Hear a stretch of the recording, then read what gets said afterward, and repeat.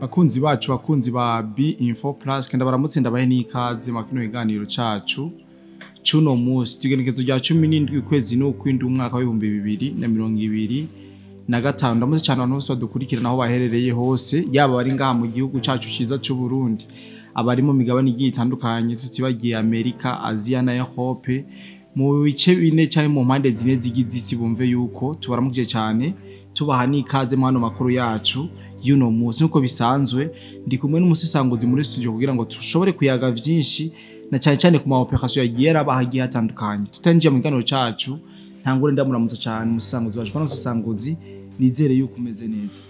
Yes, urakoze cyane bwana journaliste. Je ndaho ndakomeye ndashima Uwiteka. Kandi mu byukuri meze neza. Nawe ndabona ko ari sawa pe. Sawa cyane. Reka nce ndamutse abadukurikirana aho bari hose. Nawe ndizira yuko bameze neza. Kuko mu bakunzi bo ku mutima nta nkuru mbi turabumva cyane gose. Sasa bwana musisanguzi imbere ko tunjira mu gano cacu nyezina cuno musi reka tuanze ducishemo kano ga publicity hamaze tugaruka inyuma yako gato. Woba wifuza gukorera hanze y'igihugu hariho benshi tumaze gufasha kuronka akazi muri Dubai. Woba wifuza kuba muri bo biroroshe cyane tubafitiye ubuzi bukurikira: ubwubatsi, construction, ubushoferi, driving, gushikana ibintu ku mukiriya, delivering, gukora mu bubiko bunini bw'amasosiyete, warehouse, gucunga ingo, amasosiyete n'ibindi, abo twita abasecurity n'ibindi. Hejuru y'ivyo tubafasha kuronka visa mu buryo bunyarutse kandi bworoshe. Mufise ico mubaza twakure kuri +971 50 88 13 005 canke +257 79 90 29 73. Kuronka akazi muri Dubai biroroshe kandi biranyaruka. Hasigaye amahitamo yawe. Bwana musisanguzi tugerageje kuraba biraboneka neza yuko ibintu bitoroshe nubwo abantu ariko baravuga ko hagira abo masezerano turiko turumva ama operation agiye atandukanye agumaba mu bice bigiye bitandukanye mu gihe tuzi yuko bari hafi kuvyimarira canke bari hafi gusinya amasezerano y'amahoro. Bwana musisanguzi udukundira uze kuducisha hagiye atandukanye tutibagiye ngaha muri Rucuru muri Nord Kivu hari ivyashoboye kuhaba bidasanzwe uraza kugerageza kubitubwira mu majambo avunagura tubwira imigwano ndetse n'ivyashoboye kononekarira muri rusangi twaza gusimbira no muri Sud Kivu aho muri KABARE ndetse na Mudaka dufise amakuru yuko umuriro watse kabisa bimwe bikomeye kandi nuba makuru adusumira yuko utarazima. Bwana musisanguzi ikaze kandi kugira ngo tubwire ibijanye na operation yagiye arabahagiye atandukanye haba muri Nord Kivu canke muri Sud Kivu. Yes, urakoze cyane bwana journaliste.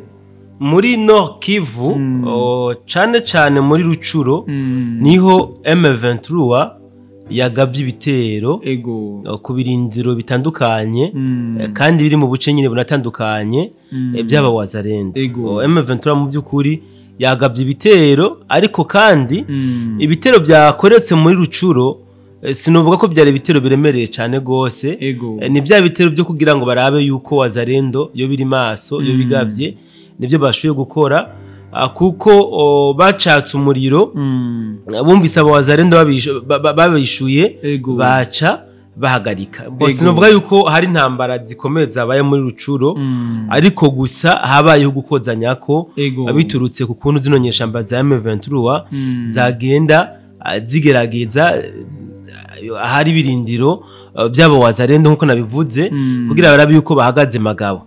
Ahasinde na hateba cyane dusimbire muri Sud Kivu niho novuga ko hari ibintu biriko birabera bikomeye cyane gose. Sud Kivu aba wazarendo baho reka mvuge yuko basa n'abariko barasumbya amanyama izi nyeshamba za RDF kubera yuko izi nyeshamba za RDF bisa nkaho ziriko zirasesemwa no kubona aba wazarendo bari hafi y'igisagara cya Bukavu. Ibi rero nabo ntabwo biriko biratuma bo kwihangana bihanganira kimwe n'ikindi niyo mpamvu tuguma twumva habayeho gukozanya ko bya hato na hato. Aha muri KABARE na Mudaka uyu munsi hadutse mu by'ukuri umuriro ukomeye cyane gusumba umuriro wadutse ku munsi weje. Yo mvuze umuriro mwumve yuko ari uguhangana hagati y'izi nyeshamba za M23 na RDF na wazalendo. Amakuru dufise nuko muri Kabare no muri Mudaka izi nyeshamba za RDF na M23 bongeye kugaba ibitero biremereye kandi ku birindiro by'aba wazalendo hamwe na FDNB bien sûr hamwe na FARDC kugira ngo barabe yuko bo basunika kandi babegeze inyuma.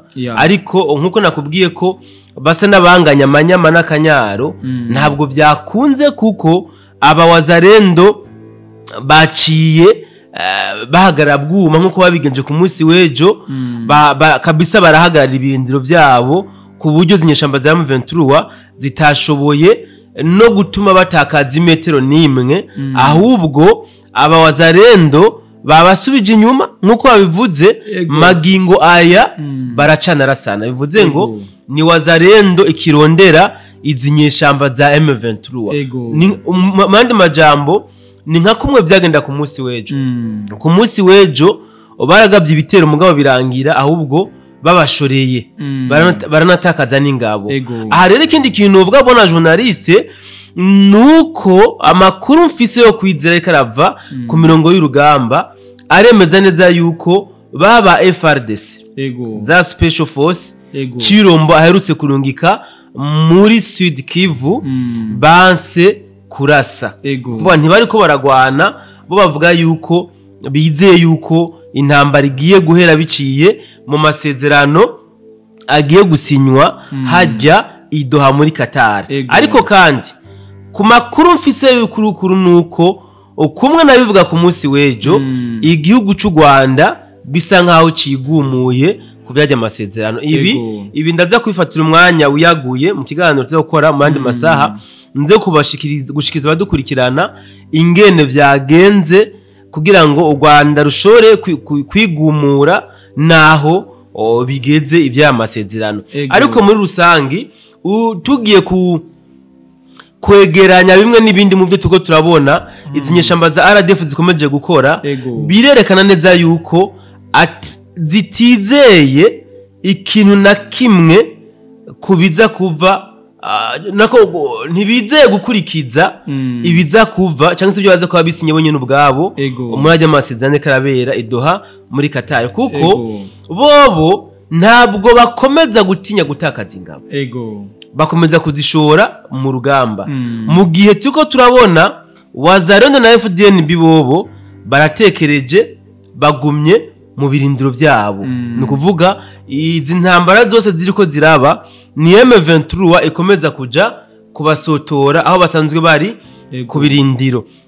Iyi niyo mpamvu rero mvuga neza yuko izi nyeshamba ntabwo ziteze na gato kubahiriza ibiza kuva mu masezerano yahajya idoha muri Qatar. Bwana Musanguzi imbere ko turangiza ino nkuru yacu y'uno munsi novuga ko ari inkuru ngufi cyane kubera ko ikiganiro ciramvuye twaza kwibakorera ku bijanye n'amasezerano nk'umusanguzi yayivuze muri Kamanyora tumaze imisi twumva yuko hari ingabo ziguma zirondwa umunsi ku munsi ndetse n'ibigwanisho bikomeye ariko bwana Musanguzi kugera n'uno munsi Katogota haratekanye nta operation nimwe nta na tentative d'operation iraba. Mbega ibi bintu we wibaza yuko ari kubera iki iyi Katogota igitekanye mu gihe tuzi yuko ibigwanisho n'asikare bose bakomeye bavuye mu Rwanda na cyane ariho bari? Yes, bona journaliste nta munsi numwe tutumva yuko izi nyeshamba za RDF zongeye ingabo hano mu gihugu ca Kongo kandi izi ngabo bongeramwe mu by'ukuri amakuru turonka menshi avuga yuko ziriko ziratwagwa muri Katogota na Kamanyora kugira ngo bagwize inguvu bikunde barabe yuko bashika mu gisagara ca Uvira.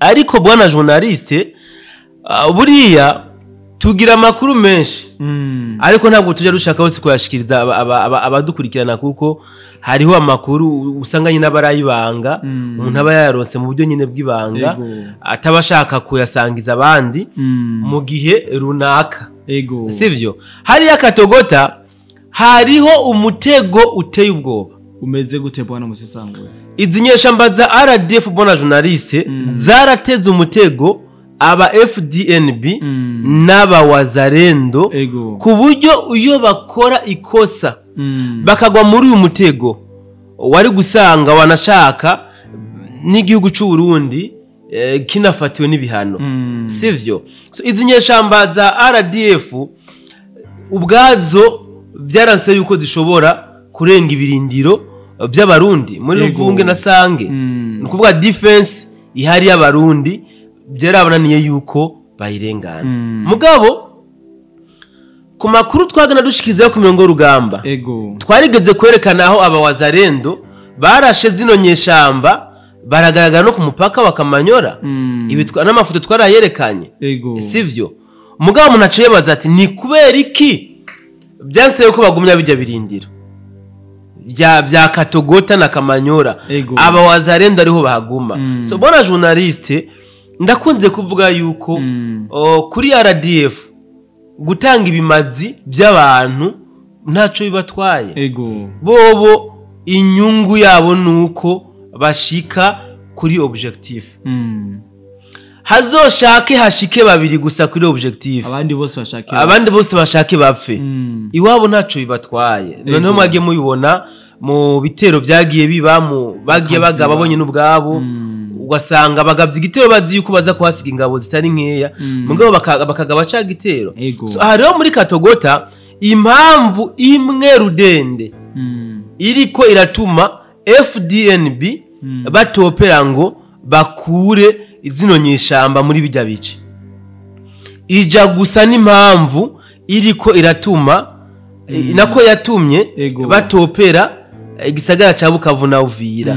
Mugabo rero novuga yuko umuti waho uri kuziko usambe no amaze gusha yes. So gusa aha muri Katogota izi nyeshamba za RDF zateze umutego FDNB kugira ngo FDNB niyakora operation yo kubirukana hano muri Katogota.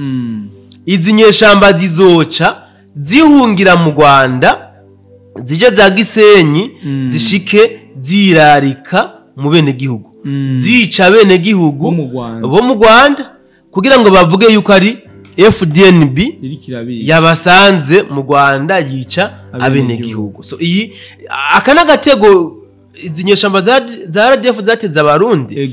Ibi rero biciye mu rwego rw'iperereza abarundi babimenye kera baca nabo bareka kugwa muri ujya mutego kuko bari bawubonye. Niyo mpamvu rero bona journaliste ubona Katogota Kamanyora izi nyeshamba zihigaragura uko zigombeye ni kubera ko za planifiye yuko niba bagaba ku gitero cyo kubirukana hajya baca birareka mu Rwanda mu bene igihugu bonyene babicire hamaca bavuga ngo n'abarundi FDNB yagiye mu Rwanda gukora genocide. Ibi rero noneho ntibikiri ibinyegezwa byamaze guhishurwa. Niyo mpamvu navuze ko umuti wavyo uri kuziko kandi uri kuri Katogota umwanya n'umwanya nka hamwe bakomeza kwigomeka kuri ajya amasezerano bagomba gusinya idoha muri Qatar.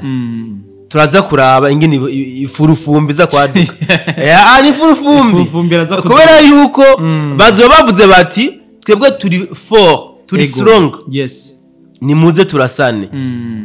Ntabwo batubafise ko ni muze turasane, nico bazo badeclare bazo bashitse kuvuga yuko inzira y'amahoro n'abagikeneye bakeneye inzira y'umuheto.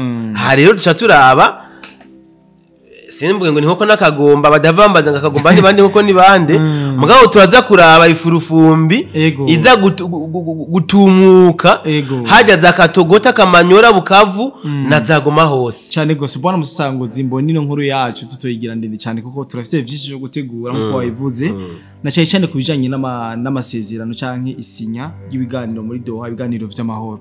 Ndazi yuko tugifite umwanya kugira ngo tushobore kubitegura tubibahe bimeze neza, ariko kandangize ndagushimira cyane kwino nkuru y'ano ma operation ushoboye kutubwira. Bona journaliste imbere ko ndangiza hari umufanzi wa BM4 Plus akunda kwandika mu ma commentaire ati Uvira iko sawa iko poa hawatagusa kabisa ndamutahije hari hose Ego. so situation ya Uvira bona journaliste mu byukuri Uvira imeze bien haragendwa Uvira ni nyabagendwa Uvira imeze neza cyane Ego. nta kidasanzwe muri Uvira nanje ndafise umugenzi akorera imirimo yaje ku musozi yambwiye ko atakidasanzwe voilà so nashimye rero Ego. kubasezera abadukurikirana nababwira yuko Uvira itekanye Uvira ituje Ego. hama reka ndabike bantu kumbure turaza kongera mu zindi nkuru tuza kubashikiriza Ego. mu mwanya uri imbere kananje shimire cyane hano so badukurikiranye nizere yuko bashoboye kumvira byinshi reka ndabahe yindi rendezvous mu kindi kiganiro kugira ngo naho tuyage kubigiye bitandukanye bye bye